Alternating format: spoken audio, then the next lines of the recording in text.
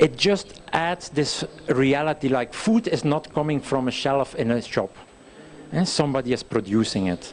So it's putting also respect into the farming community. Now another big opportunity is that youth is ICT savvy. Yeah? And we have seen this, I think all the organizations that have been presenting here at the MaFAAS event, they have shown how important it is to diversify farmers' incomes. And that is not just from, let's say, a donor perspective or a government. They went further and they looked at urine samples of children. 100% of children in Europe, in the urine, they find pesticide residues. Yeah, so this is an alarm. Yeah, we should be aware, and we have to build on this demand for healthy food. Yeah, we shouldn't be making the same mistakes that have been made in Europe for 30, 40 years. Yeah. So this brings me to the next slide, and just to provoke our thoughts. If we talk about agricultural transformation, it's like, yeah, we have to transform agriculture. Yes. In what direction do we want to evolve? Yeah? Do we want to invest and promote high intensive use of chemical fertilizer, of pesticides, and then make the same mistakes? I mean, this guy is using a tractor, and I know tractors, mechanization is necessary, but there are other ways of preparing the land that we need to be aware of. A book I read a month ago about soil erosion, they had reports that said if they use this plowing techniques on sloping land in Nigeria, in 5 years there will be no more soil because the erosion is so strong. So even though we think, okay, let's move to modern farming, yes, there are lots of modern farming techniques, but it should not be just plowing the land without leaving any crop residues. We should not be overusing chemicals because we know already how vulnerable the soils are. And the second point I put, farmers as modern slaves to the industry or as a keystone in sustainable food systems. Here also I'm going to use the example from Europe, but we can look at the trend in other parts of the world. But every other day, one farmer in France commits suicide. And why is that? Because they can't make a living. Pesticides, fertilizers, the price have gone up. The milk industry says, I'm going to give you this much for a liter of milk. And so they don't make any profit. They live far below the official poverty line, farmers in Europe, many farmers. It's shocking. And so we need to be aware of this. If we want to support farmers, let's try to support them to create sustainable food systems locally and nationally and in the region, but not always thinking of export to sell produce at a low price. I mean, this is, it's not just about knowledge, it's also about the politics of food in the farming system. So as I mentioned, luckily we have started to move away from a narrow focus on single commodities and started to focus more and more on the diversification. And value chain efficiency, a lot of ICT tools are working on that, and I think it's good, but we shouldn't be limited to that. And there's lots of ICT focus to try to get, let's say, raw material more efficiently into the export system. And I think a lot of ICT tools, we should be looking also at how it can support learning about sustainable farming technologies. So if we think about agroecological entrepreneurs, what they need in particular is new knowledge and new technologies. And if we talk about modern technologies, could be nitrogen fixating bacteria. If you go in Kenya into an agro dealer shop, you will find bacteria that farmers can use to inoculate their seed, so they don't need to buy chemical fertilizer. Yeah, across Asia, beneficial fungi are being sold for farmers to protect their crop. Yeah, to coat the seed, to protect the crop. And you can say, well, it is not available here, but demand creates supply. Yeah, if we build farmers' knowledge around these sustainable technologies and they go and express their demand, somebody will come and supply it at some stage. Now, what about if we work in projects and development projects? For many decades, there has been a focus on productivity as the only criteria of impact. Yeah? How has productivity changed? Whereas in reality, the profit may have gone down. Yeah? As I mentioned, like in Europe, the cost from the last 5 years, the cost of agrochemical inputs has risen by 40%.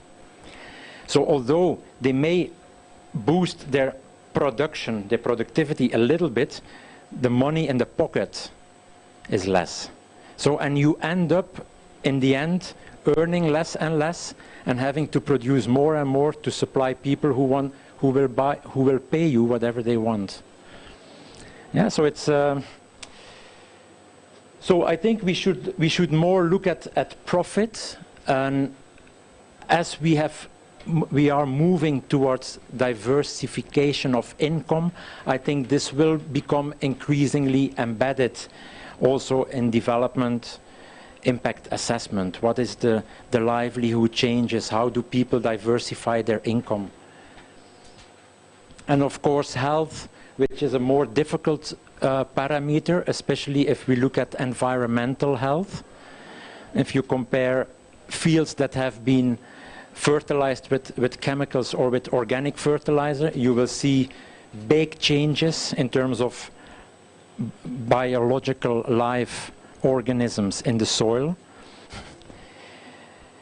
Do we measure that? So far, only research has looked into it, and then not that much, but it is important, because without a healthy soil, farming will come to an end at some stage.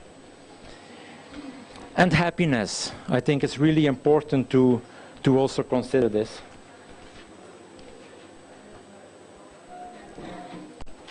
Now, we've looked at some of the challenges, we've looked at opportunities.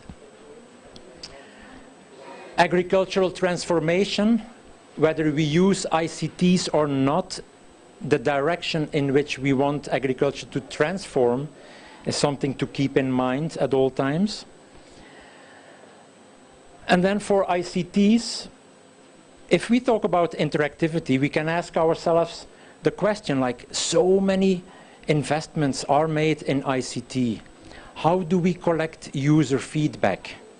And it has been a strong agenda point of this conference is farmers' voice.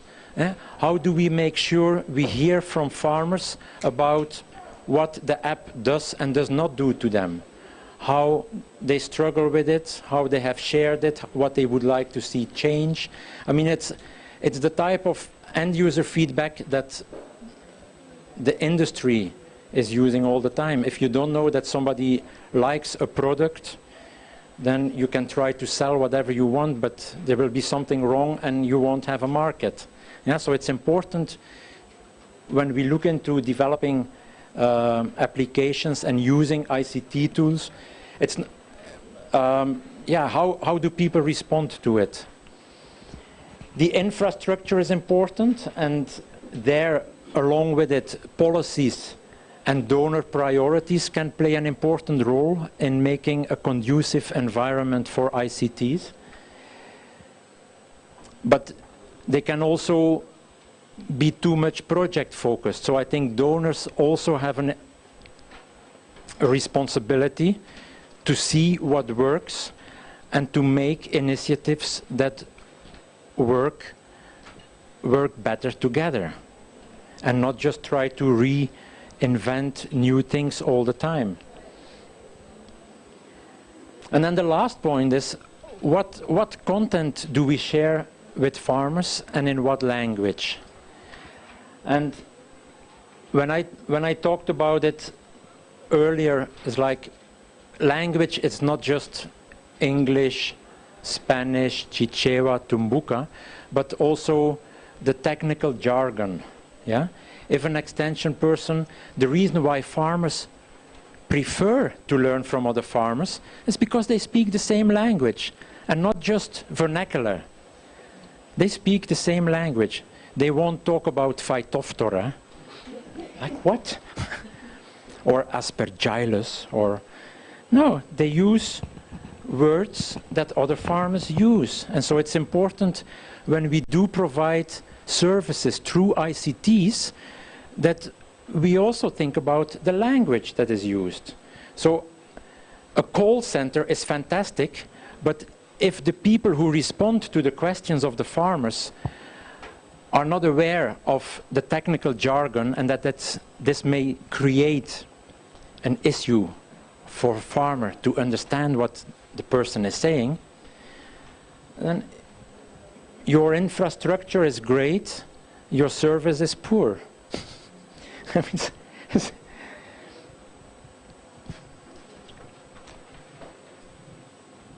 And of course, ICTs, I mean, we have to make sure to leave no one behind.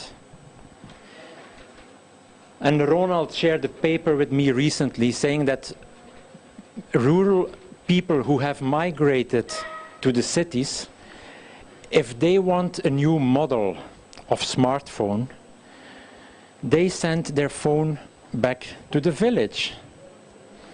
Now, their first choice is their brother. I'm sorry. But the second choice is the daughter, the sister, and then their mother, and last comes father. So in terms of adults getting access to smartphones from family in the cities, women are more in a better position than the husbands. Just to make you happy.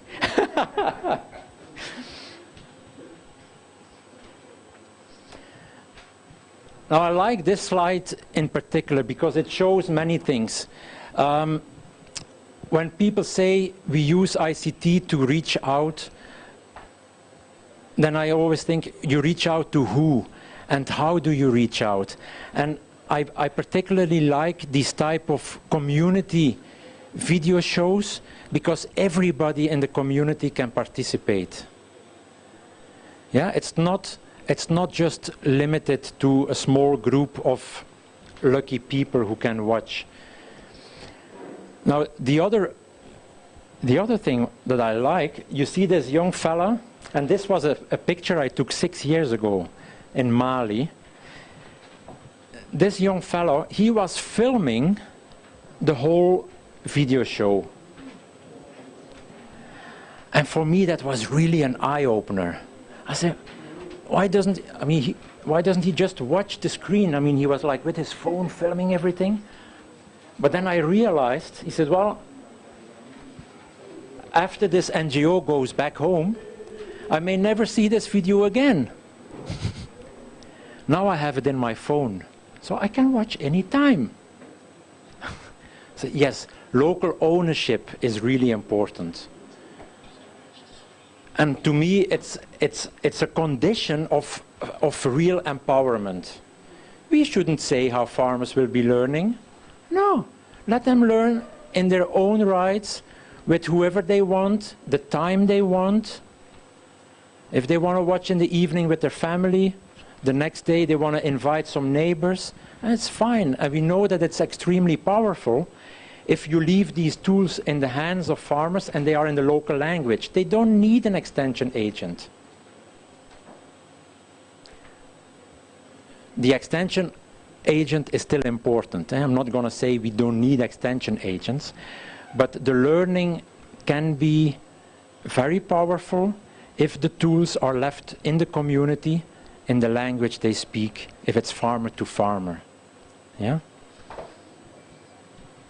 And we shouldn't limit to a single format or this is a good tool. And this diversity of tools, you can have projections, you can have DVDs, you can have learning tools on mobile phones. The more channels that you use to reach out to farmers, the better.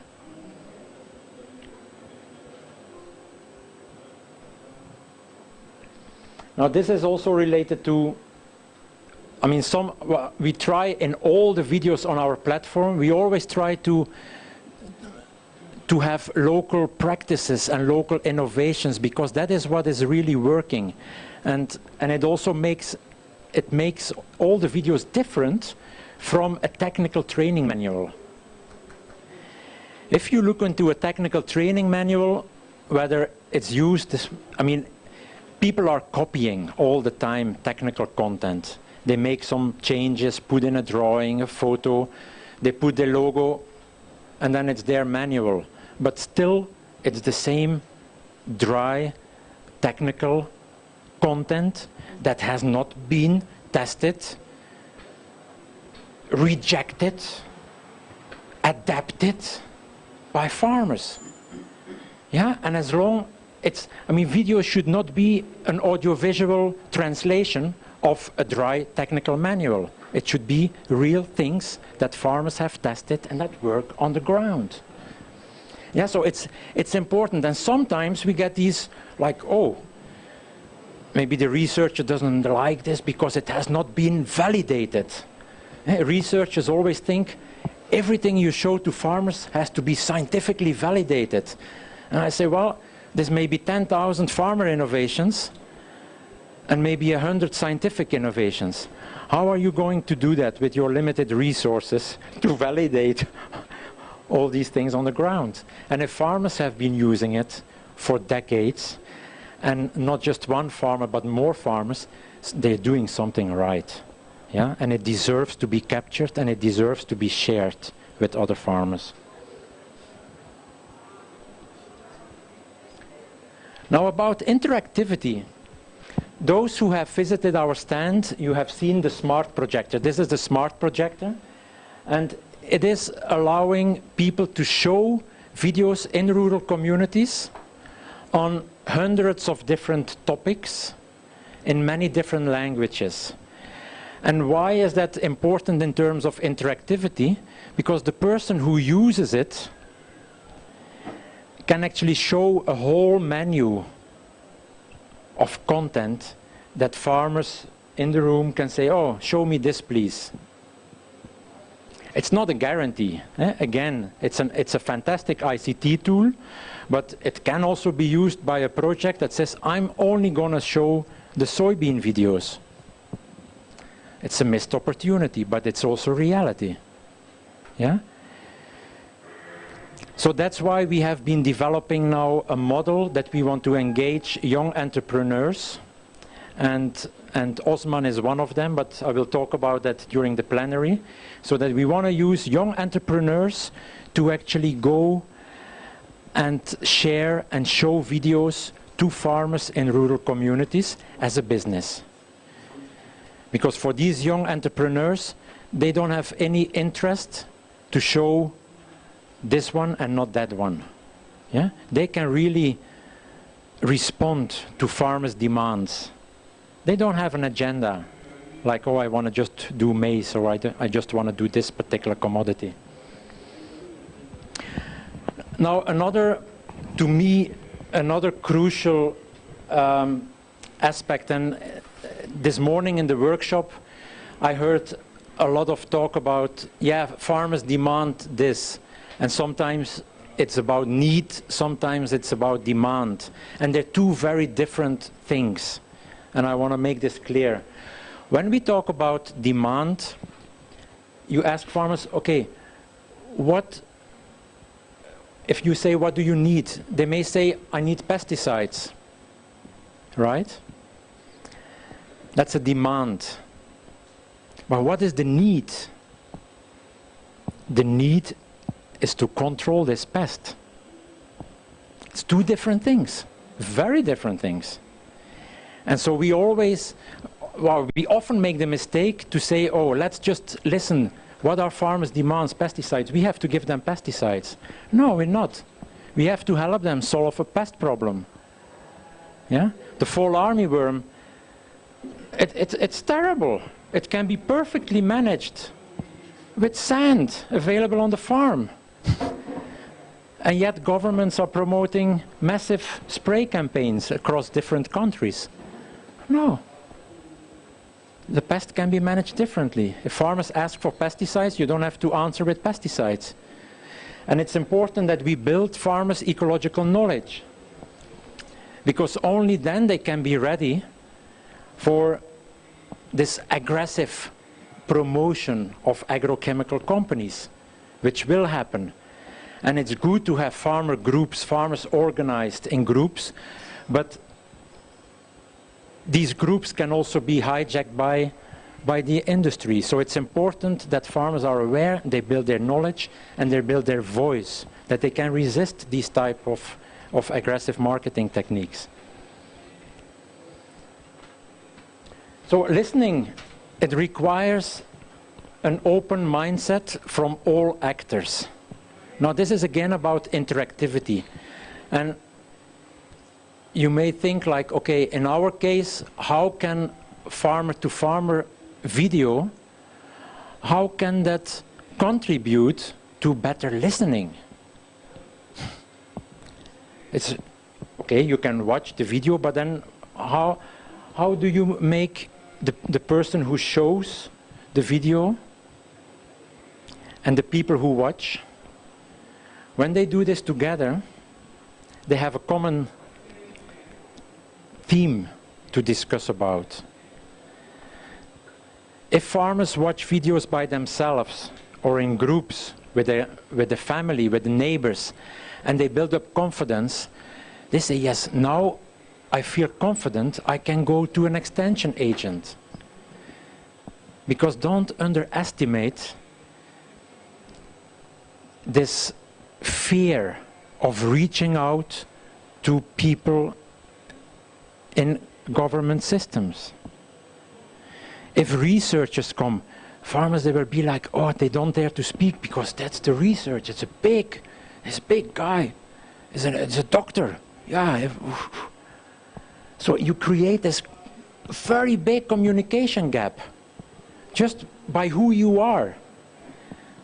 And therefore, these farmer-to-farmer training videos, if a researcher shows this in the beginning of a session, working with farmers, you create a friendly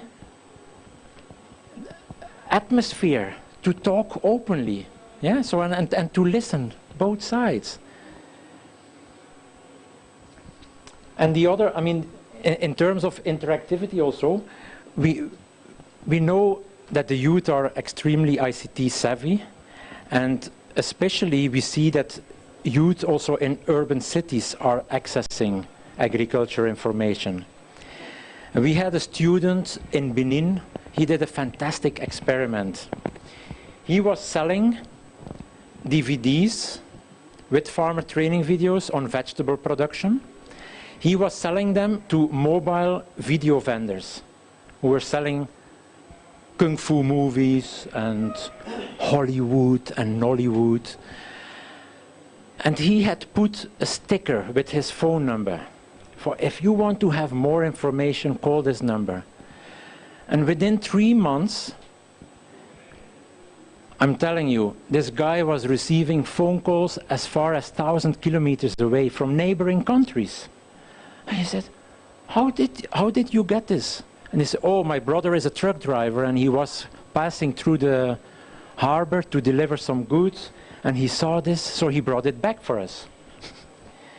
And so people who go into the cities, they still have a lot of links with the rural areas and they can be actually great linkage providers to help train farmers in their home village. So they're really important information brokers. So as I mentioned, the apps, we have a lot of apps for extension. We have to make sure also that enough tools are there that can be used, that are user-friendly for farmers. And they should be useful, because it shouldn't, I mean, one of the precious resources for farmers is time. We often forget it. When we do training, we think farmers have seas of time. It's changing, because if you see it more and more in a training event, if it's not of interest, they will walk out in 5 minutes, right? Because they have other things to do. So we have to make sure that whatever we provide, whatever learning we provide to farmers, that it's relevant. We shouldn't waste their time. Now, there's applications that are really, let's say, I call them vertical learning, where, for instance, satellite data are used, and it's something can be used for farmers to plot their land, to know, okay, what is my productivity? Because if people ask, okay, how much do you produce on a hectare? They don't know how much land they have exactly. And so there are apps that are available that can do this easily for them. They just walk around their field and it will say, this is your acreage. Yeah? On the right, you see this is the Access Agriculture application, which nobody has seen yet.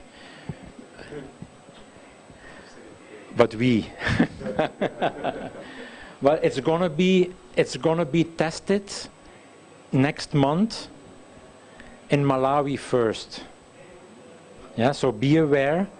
Ronald is our guy in Malawi. He's based in Blantyre, but he will be working with young people to test the app to get feedback before we do an official launch and make it available across, yeah, to everybody.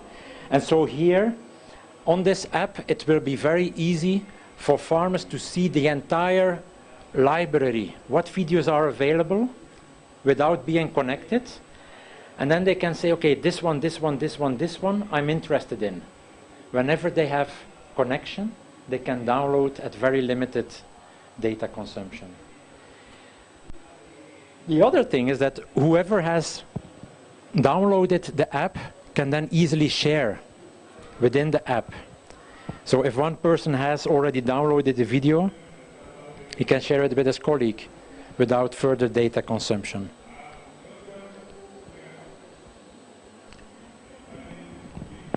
I like this quote from this lady, Mele in Congo. She said, yeah, I mean, people try to do these things. It's not necessary to reinvent the wheel all the time. If something is successful in one place, let's learn from it and see how other people, how it can inspire other people. So these are two photographs from Malawi. You can see that the top, that even on simple feature phones, farmers are watching videos. And the people who make this happen are people like Osman, the DJs who have the burning centers, who are putting videos onto people's phones. Yeah, it's a fantastic, and I think we should tap also into local creativity, and therefore I really look forward to working much more closely with youth, because we can't think of all the possible ways in which they will come up with solutions. It's a fantastic resource. It's a fantastic resource. Now, linking also users to human agricultural expertise. I mentioned already about the call centers. Earlier during this workshop, we talked to somebody from Channel of All Nations of the TV, and he said, you know, one of the challenges that we faced is when people watch your videos on our TV channel, they call in, but we don't have agricultural expertise, so we can't give them answers. What we will be doing in future is provide the mobile number of the call center that is operated by Farm Radio Trust, that they can actually provide, they can call back whoever has called the TV station and say, look, we received this question that you asked on the TV channel. Yeah, we looked it up, here are some of the possibilities. Yeah, so it's like lots of exciting things are happening, and we have to find ways to make them work together.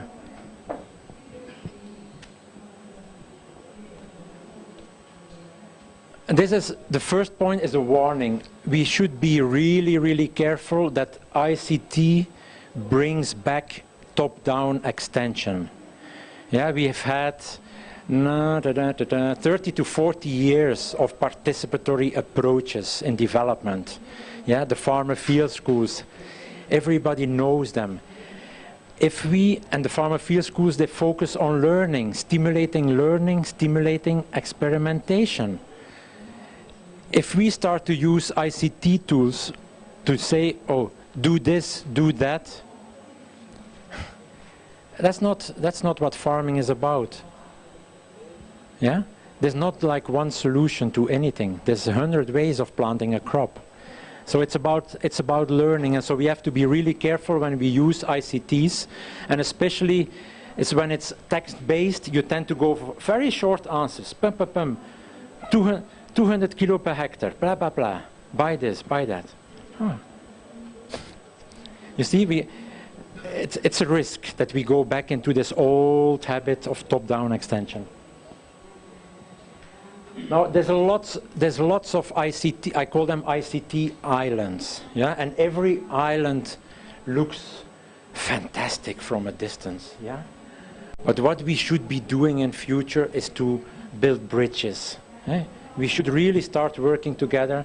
I mean, great ICT initiatives that work, great capacity building, face-to-face extension, everything has a value, and we should bring all these together to the benefit of farmers. Yeah? Learn with and from each other. Thank you very much.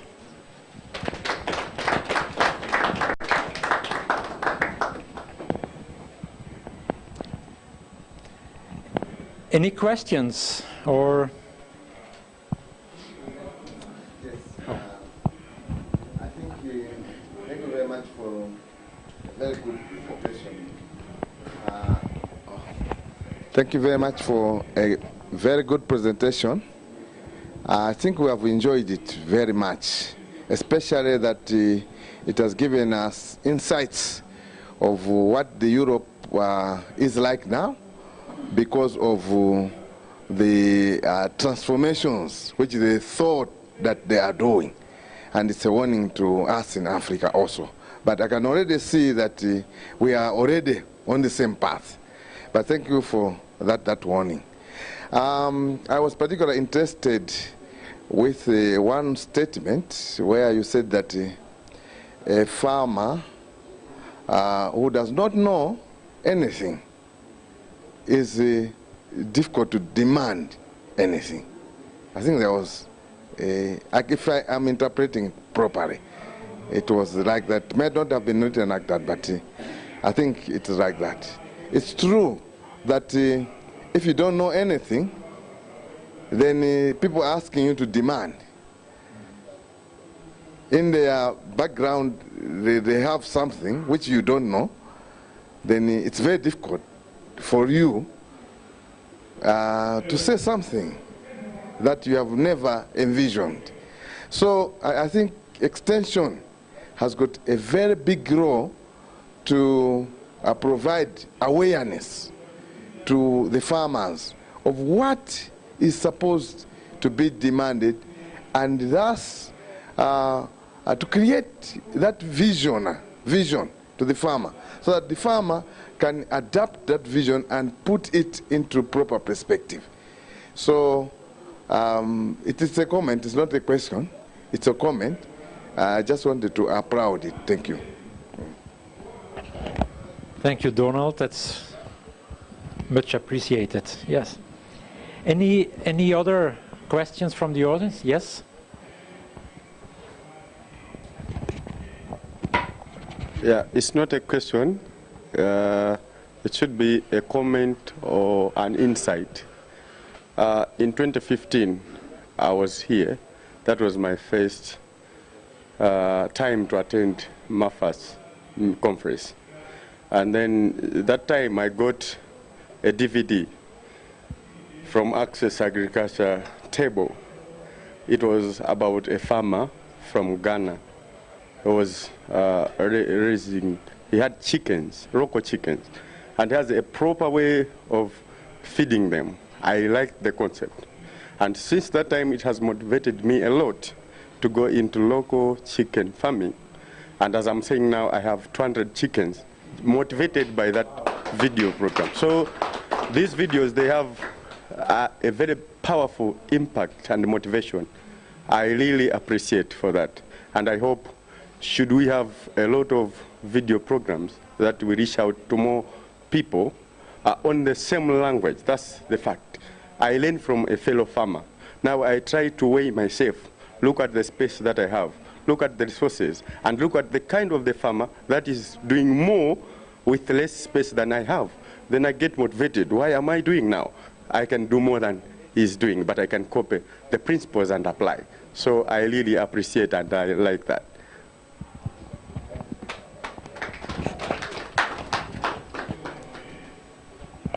Thanks a lot, Alex. That has made my it has made my year. Yes, yes. No, it's good. It's good to have this feedback. Thanks a lot. Much appreciated. Yes. Yes. Any other? Yes. So I wasn't here for the beginning. I've heard parts of this before, but I just tweeted and Facebooked and everything your presentation live to so many people. And I'm already getting so much feedback of people watching this session. So hi, everyone. I hope you're watching. Yeah, I think there's so much power in ICT. Those of you who know me, I'm already passionate about it. I'm always trying to get people at least on WhatsApp. And we've worked very hard to get things on WhatsApp, to get out through the dais, using those systems to reach as many people as possible, and then working with each dais platform to communicate with each other. Share, share, share, share, share. No going to a conference anymore and holding it, eh? We go and share. Keep sharing. Share with your mother, your father, your brother, your sister, your church, your whoever. Yes, yes, you can clap. But probably also a general comment, especially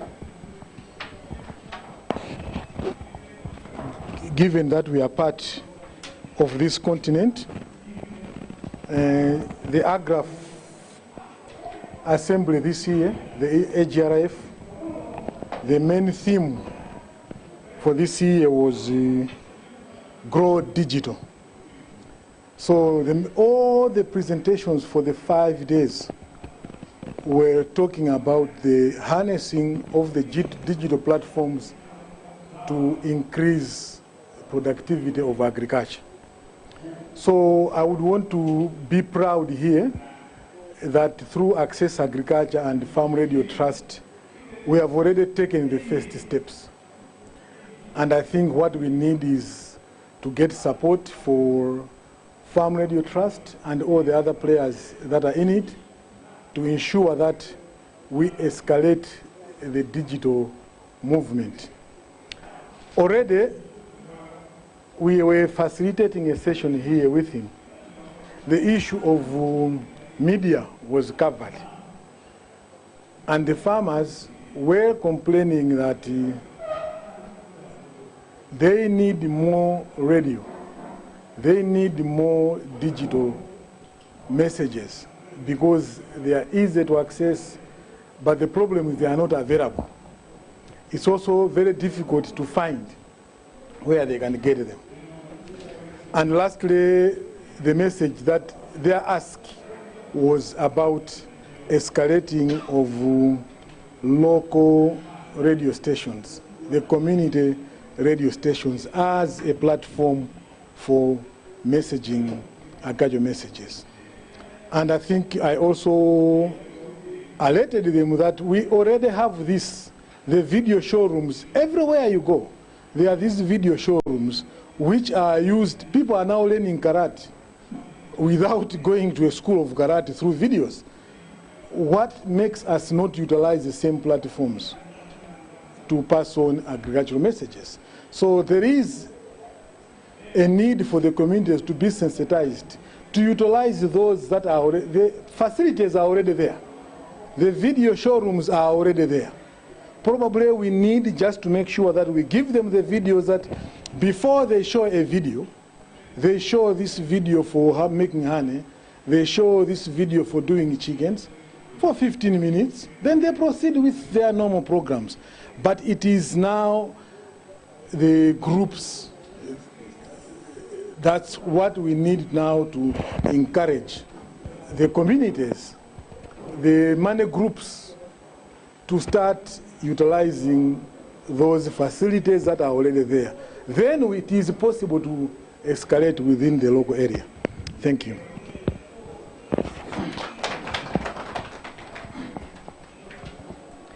Thanks a lot, Charles. And you're right. There's a lot of infrastructure that is already available, and that is why, I mean, for Access Agriculture, from the very beginning, we have said, look, ICT will develop with or without us, but we have a strong expertise in content development with farmers, for farmers, in audiovisual format.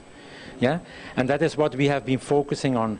And so to make these as widely available as possible, we will depend on the platforms that are being put in place. We will depend on the ICT infrastructure, obviously. But what we also depend on is investment of anybody, basically, to have the videos translated into the local language. And because that is the last thing that is always like missing to make the South-South learning really happen. And they need to be translated into the local language, and then they become really, really a tool that anybody can use, but still you require the platforms, the structure, to make them available. Yeah?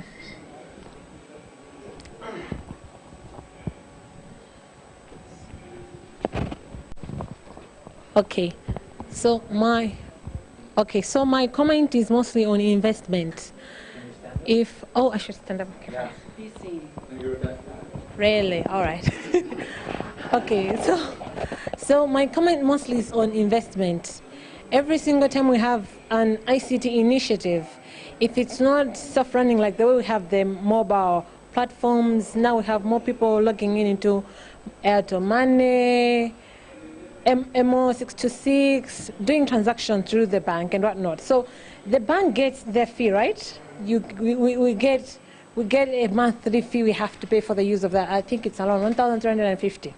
But then if we look at ICTs, we see that the government is mostly saying we need to encourage participation at all levels. We need to at least develop the sector, the ICT sector. But there is no vivid contribution or investment that is actually going in it per se that can actually help that. I'll give an example.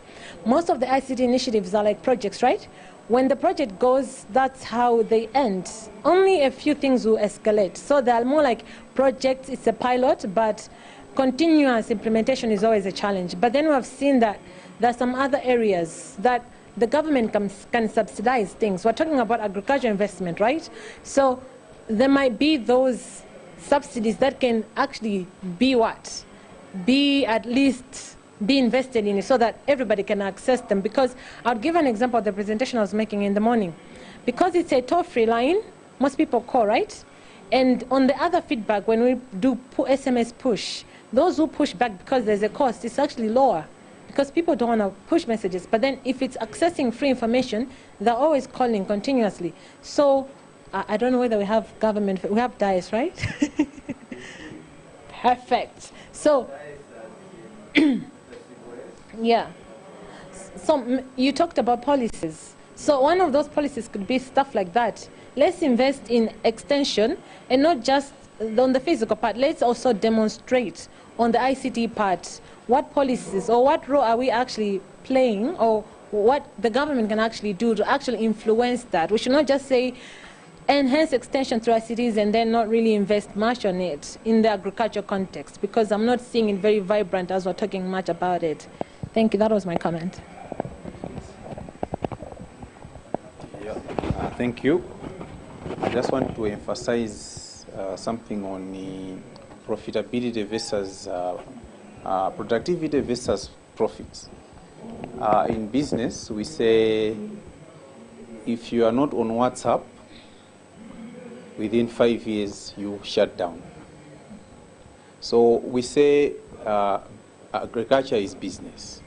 So the same should apply, because we are encouraging smallholder farmers to begin to adopt agriculture in its business format.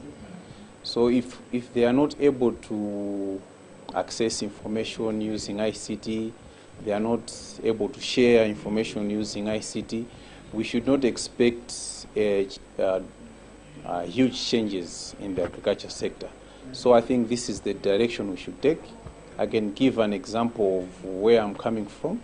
We started working in Salima and Mangochi in 2006. By that time, farmers did not have phones as they have now.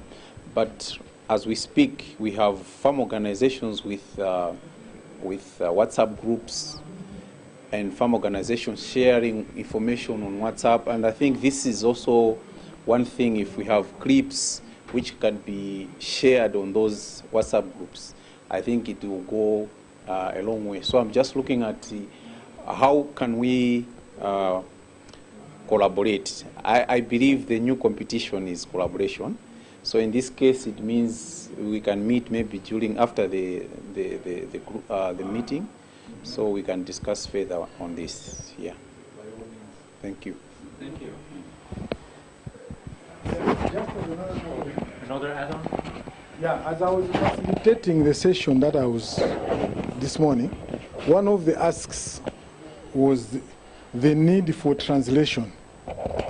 And we were informed that in the Agicom project, there are some of those provisions where they can discuss collaboration to help in the translation of messages using the Agicom funds.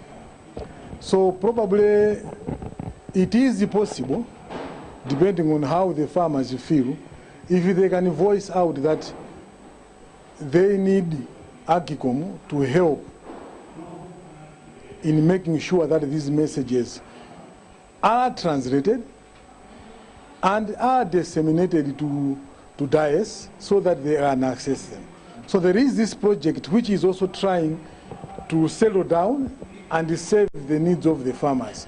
So I think in terms of investments, as my colleague here raised, there is a chance for collaborating with that project to see if they can allocate some startup resources to ensure that the translations are done, because the funds are there to facilitate productive alliances.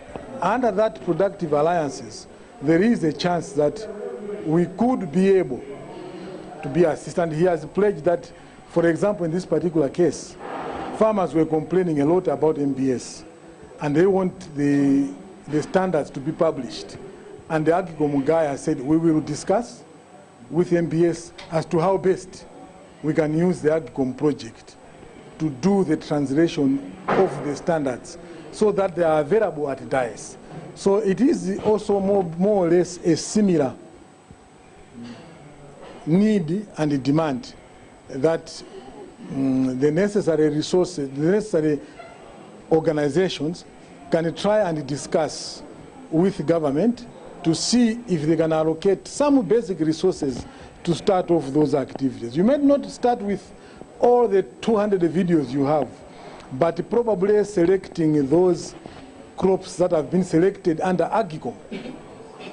There are about 8 of them, 8, 9 of them, to do the videos and duplicate those ones in the Agicom project to facilitate knowledge transfer. Thank you.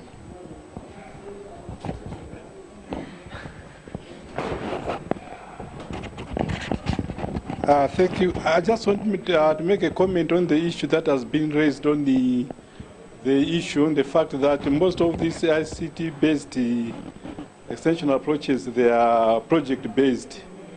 But as the government, especially as the Minister of Agriculture, I know we had one which was funded by Flanders, whereby we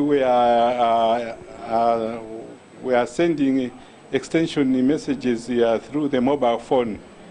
After it has phased out, because of the benefits and the success we received from that project, the government has taken up.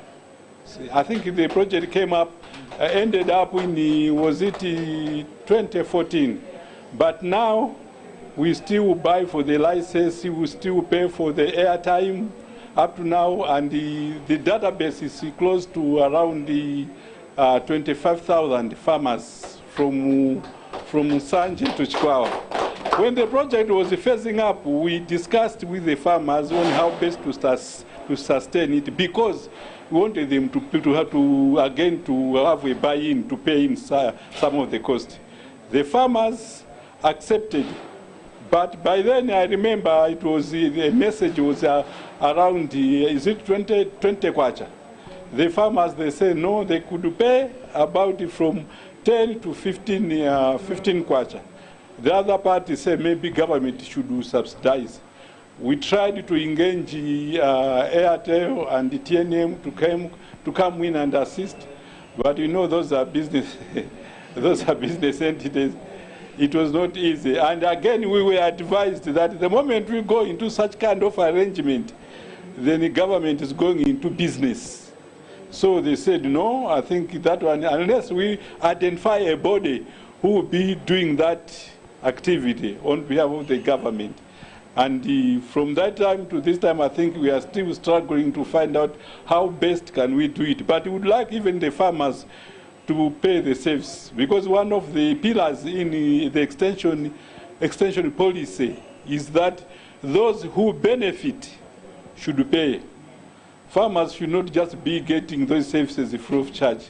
They can okay get them at the subsidized rate, but not freely, because it's not sustainable. Thank you.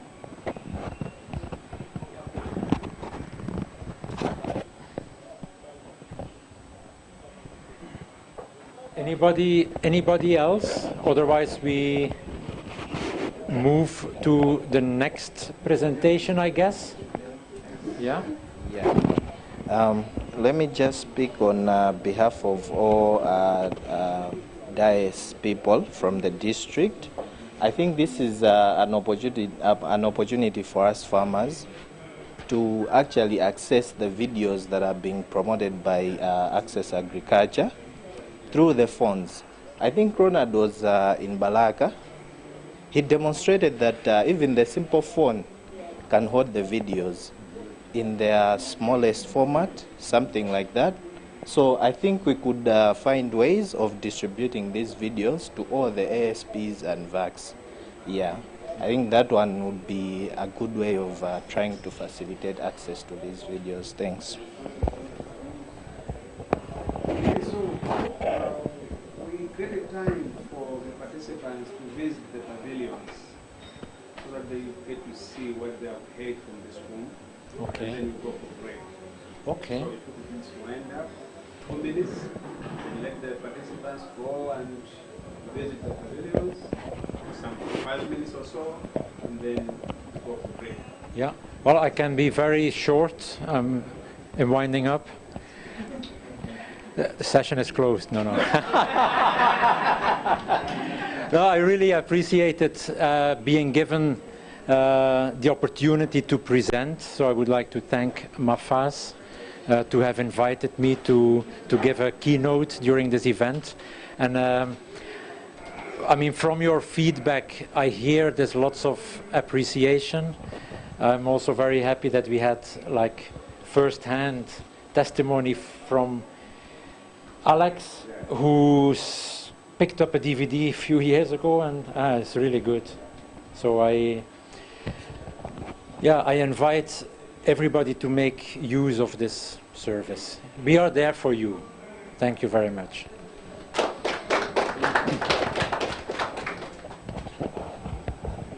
So the idea is that we go to see the pavilions.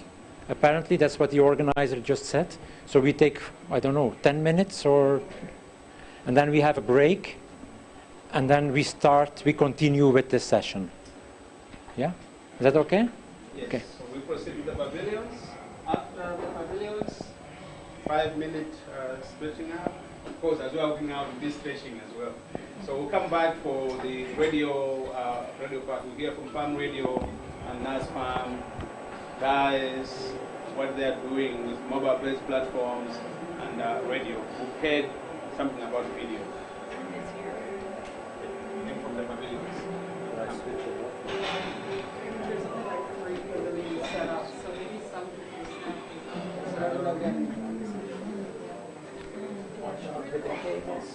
people